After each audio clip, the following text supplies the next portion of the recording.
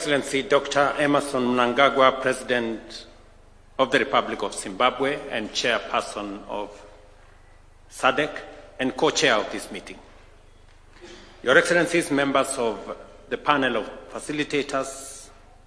Your Excellency Uhuru Kenyatta,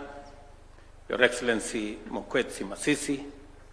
Your Excellency Catherine Samba Banza, Your Excellency Saleh Wak Zode, Your Excellency, the Chair of the Africa Union Commission, Your Excellencies, the Secretary General of EAC and the Executive Secretary of SADC, Your Excellencies, ladies and gentlemen, I wish to take this opportunity to welcome you all to Nairobi and to Kenya, which is now a visa-free country for all Africans, and to this important meeting jointly convened by His Excellency President Emmerson Mnangagwa and myself in our respective capacities as chairs of SADC and EAC. Let me also take this opportunity to once again sincerely appreciate Your Excellencies, the panel of facilitators, for making time out of your very busy schedule to attend this joint meeting, and more importantly, for accepting the responsibility of facilitator of the joint EAC-SADC process on Eastern DRC. Your profound wisdom, experience, and vast knowledge in peace building, diplomacy, and leadership is vital in navigating the complex conflict that have afflicted Eastern DRC for decades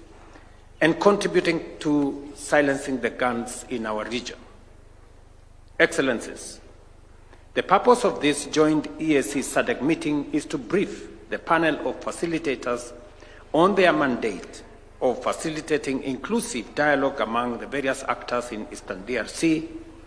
with a view to addressing, among other things, the root causes and to restore sustainable peace and stability in Congo. This was born out of the realization by the EAC and SADC leaders that recent escalation in violence in parts of Eastern DRC, including North and South Kivu, have inflicted immense suffering, mass displacement, and triggered concerns about the stability of our region.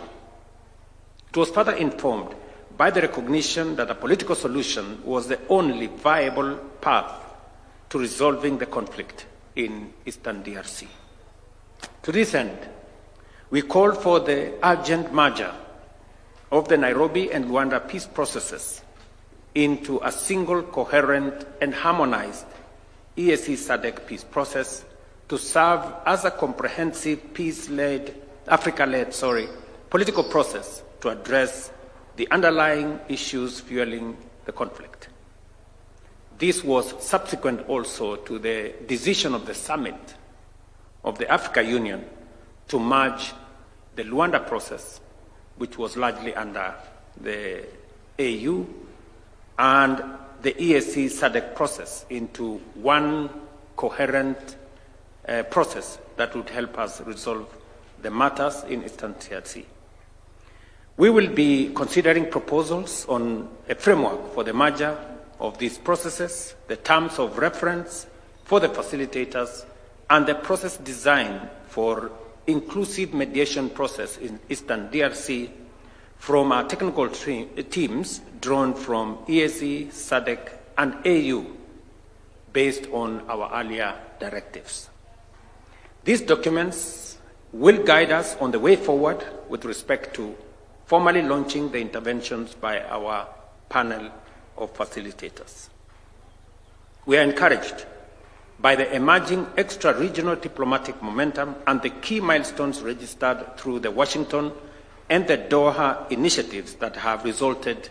in structured commitments by the primary parties to the conflict in Eastern DRC. To this end, allow me to sincerely commend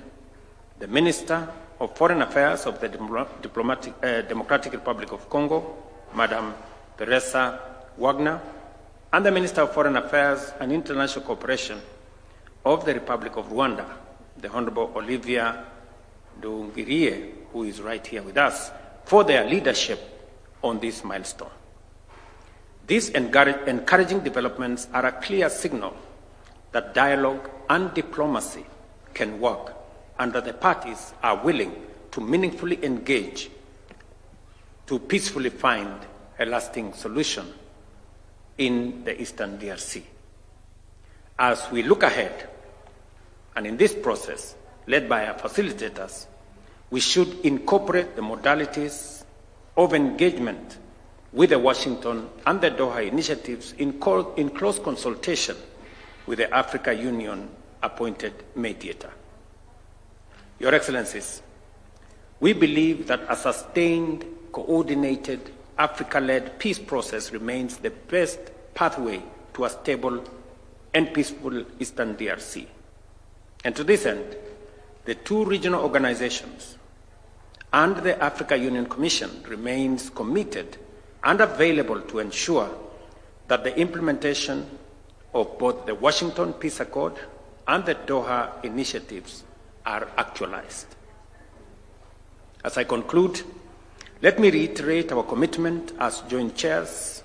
to providing leadership on this process on behalf of our joint EAC SADC Summit of Heads of State and Government. And we did decide to take the historic step, the first time ever that has happened in this continent,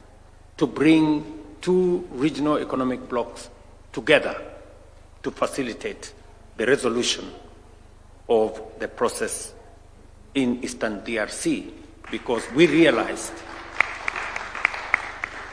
that this was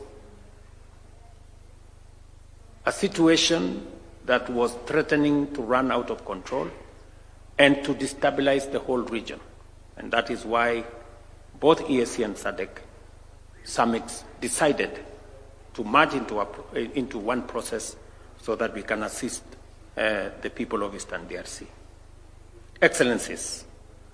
let us remain committed and solidify our joint strength to ensure that we leave a lasting legacy of peace within Eastern DRC and our region. I thank you.